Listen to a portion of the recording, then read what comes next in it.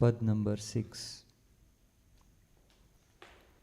જાણો જન સમર્થ શ્રી ભગવાન, જાણો જન સમર્થ શ્રી ભગવાન.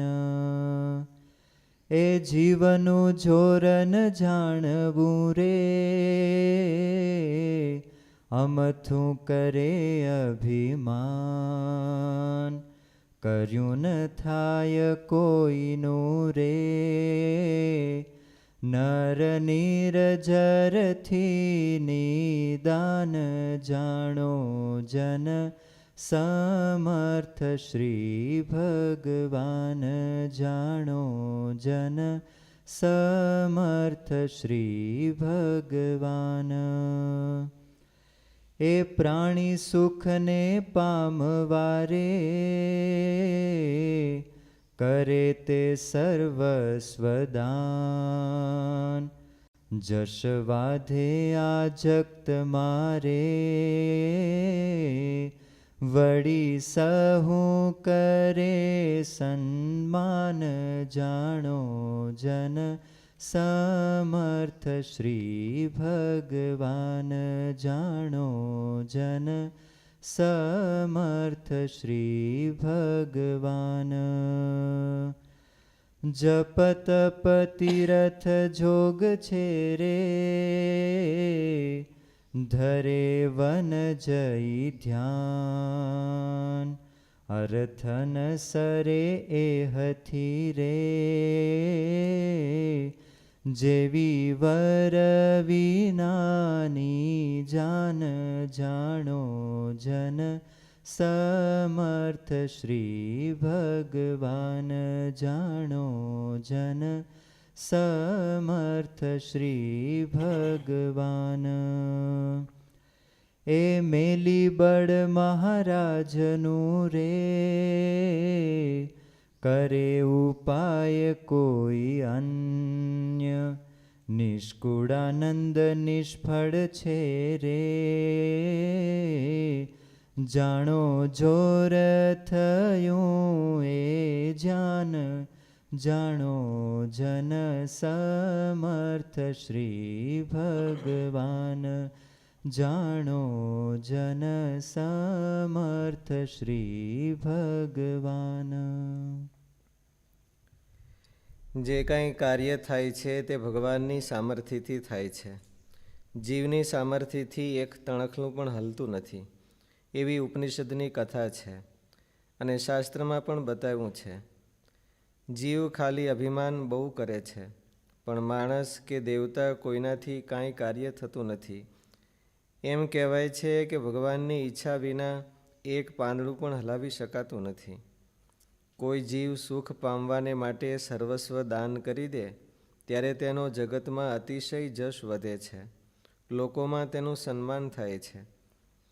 કોઈ જપ તપ તીર્થ યોગ કરે છે, વનમાં જઈ ધ્યાન કરે છે, પરંતુ તેનાથી પામી તો એટલું જ શકાય છે કે જેટલી ભગવાનની ઈચ્છા થાય. ઉપનિષદમાં કથા આવે છે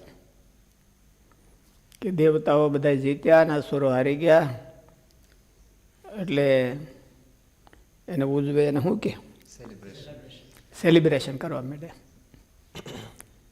વિજય સેલિબ્રેશન કરવા માંડ્યા અને સેલિબ્રેશનમાં સભા થઈ. સભા થઈ હો પ્રવચન કર્યા. અગ્નિ કે મેં તો એક ફૂંક મારી તો ઓલા બધા ભાગી ગયા. તા પવન કહેવાય બે તું, હું ન હોઉં તો તારું શું હાલે.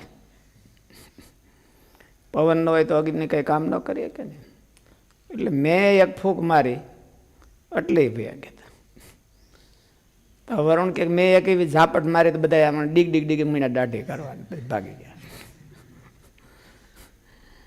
આવી વાતો કરતા હતા. અંદર ઇન્દ્ર મહારાજા સિંહાસન ઉપર બેઠા હતા, એ બધે જોતા હતા. ત્યાં આ તો બધી પ્રાઇવેટ ને એકદમ સિક્રેટ સભા હતી, એટલે ત્યાં એક દરવાજે કોક આવ્યો કે મારે મહારાજાને મળવા જવું છે. એટલે ઓલા દરવાણી આવીને કીધું મહારાજા, પણ કે અત્યારે તો મળાય નહીં, અત્યારે તો આપણી આ એકદમ સેલિબ્રેશન, પ્રાઇવેટ સેલિબ્રેશન સભા છે, એટલે બીજાને આમાં એન્ટ્રી ન દેવાય, કોણ હોય શું ખબર પડે. એટલે ઇન્દ્રએ કીધું કે જાવ ને એક જણો તપાસ કરી આવવાનો કોણ છે. એટલે અગ્નિ ગયા.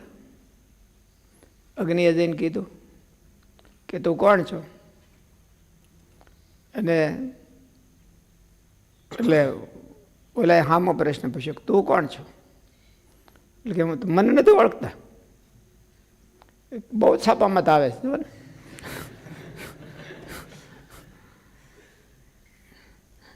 અમેરિકામાં તો આવે છે ને કે ઓલો કેલિફોર્નિયામાં અગ્નિએ હજારો માઇલોમાં સાફ કરી દીધું ઉનાળામાં. એટલે એને ઓળખતા નથી તમે? કે હું નથી ઓળખતો. કે તમારી શક્તિ શું છે? એમ. ઓ અને મારે શું કહેવું હવે? મારી શક્તિની હું વાત કરવી? કે હું એક ફૂંક મારું તો બ્રહ્માંડને બાળી દઉં, એક ફૂંક મારું તો આમ કરી નાખું, આમ કરી નાખું. એક ફૂંકની જ વાત છે. ફૂંક મારું તો ગિરનાર ખાંગો થઈ જાય. પૂરો પડે નહીં, પણ પછી જઈને ધક્કો મારું એટલે પડી જાય, પણ ખાંગો થઈ જાય. એટલે તો કે એમ તમારે આવી શક્તિ છે? કે એટલું જ નહીં, લોકમાં નહીં પણ વેદમાં હોતે મારું નામ છે. વેદ જાત વેદા કીધું છે, અને મારું નામ બહુ પ્રખ્યાત છે ને વેદમાં હોતે. ગમે ને શાસ્ત્રમાં જાઓ, વેદમાં જાઓ, લોકમાં જાઓ, ગમે ને મારા વિના કામ હાલે નહીં. માણસનું કામ ત્યાં અંદર જઈને હું બેઠો છું, માણસ જીવાડું છે હું. ઓ તો તમારે બહુ શક્તિ તો ઘણી કહેવાય. તમે કાર્ડ બતાવ્યું જો, ઓલું આઈડેન્ટિટી કાર્ડ. કે હું એમને મોઢે કહું છું એવું નથી, આ બધે આ જોવા છાપેલું હોતે છે. એટલે ઓલા એમ કીધું કે એક તણખલું હૂકું, ખડનું હુકાઈ ગયેલું તણખલું છે, આને બાળી દો.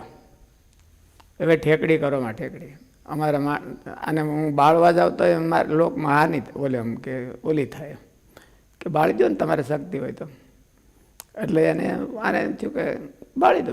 એમ કરીને ફૂંક મારી, અગ્નિની ફૂંક જરા, પણ તણખલું બળ્યું નહીં. અગ્નિદેવ હા ધમણ થઈ ગયા, તણખલું ન બળ્યું, ન જ બળ્યું. એટલે પાછા બેહીને આવી ગયા. એટલે ઇન્દ્ર કે શું થયું?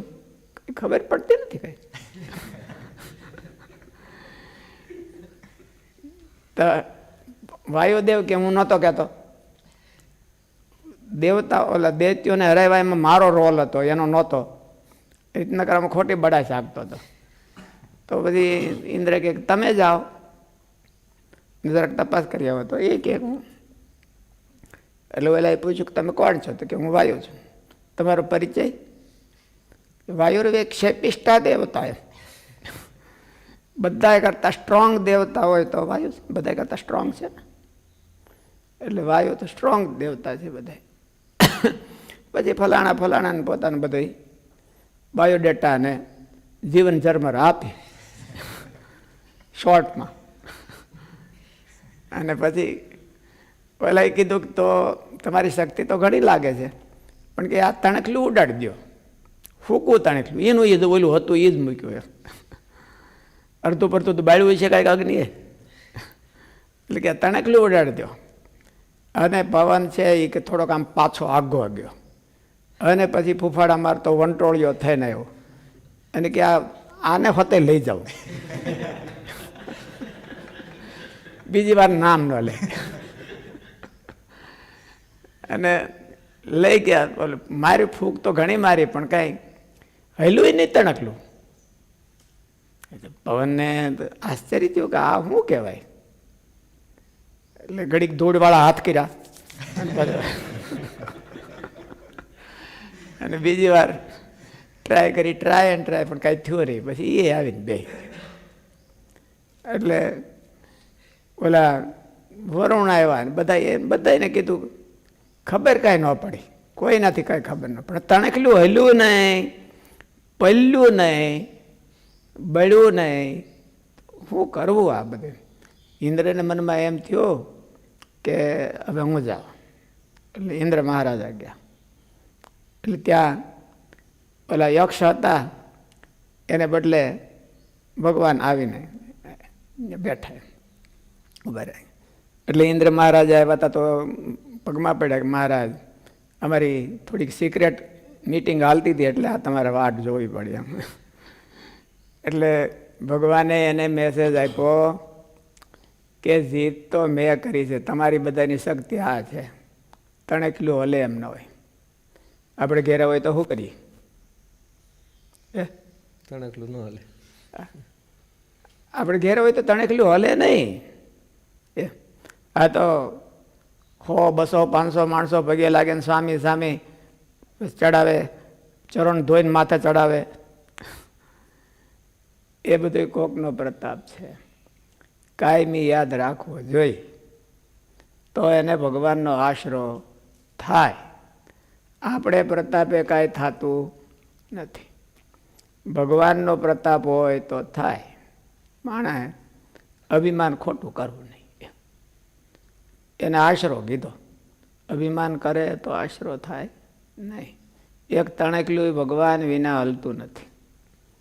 ભગવાનને આપણે ક્યારે એમ સમજાય કે એક તણેકલું ભગવાન વિના હલતું નથી? એમ ક્યારે મનાણું કહેવાય? સફળતા મળે તો, નિષ્ફળતા મળે તો ભગવાન જ અપાવે ને એવું નહીં. નિષ્ફળતા મળે તો પોતાને માથે ઓઢી લેવું. શું કરવા? ભગવાનની આગળ નિષ્ફળતા છે જ નહીં. આવી ક્યાંથી? આપણામાંથી. અને સફળતા મળે તો ભગવાનને માથે રાખવું કે ભગવાને અપાવી. નિષ્ફળતા મળે તો આપણા માથે ઓઢવી, નકર સુધારો થાય નહીં કોઈ દી. જો પોતાના માથે નિષ્ફળતાનો વાંક ન ઓઢે તો એને સુધારો કોઈ દી ન થાય. એટલે કંઈ ખામી હોય એની પોતાને માથે લેવાની, પ્લસ પોઈન્ટ હોય એ ભગવાનને જસ અપાવવાનો. પણ હજી એવો ક્રેડિટ લવર હોય ને કે જસ કોઈને આપવા તૈયાર જ થાય નહીં. જસ બધો પોતાનો. જો નિષ્ફળ ગયા હોય તો કોકની માથે ઓઢાડવી, બોલો આમ બોલો આમ એવું. એટલે હવે સરસ પદ સ્વામીએ લખ્યું કેવું ને, ભગવાનનું ધાર્યું થાય છે, આ જીવનું ધાર્યું કાંઈ થતું, તણખલું હલતું નથી.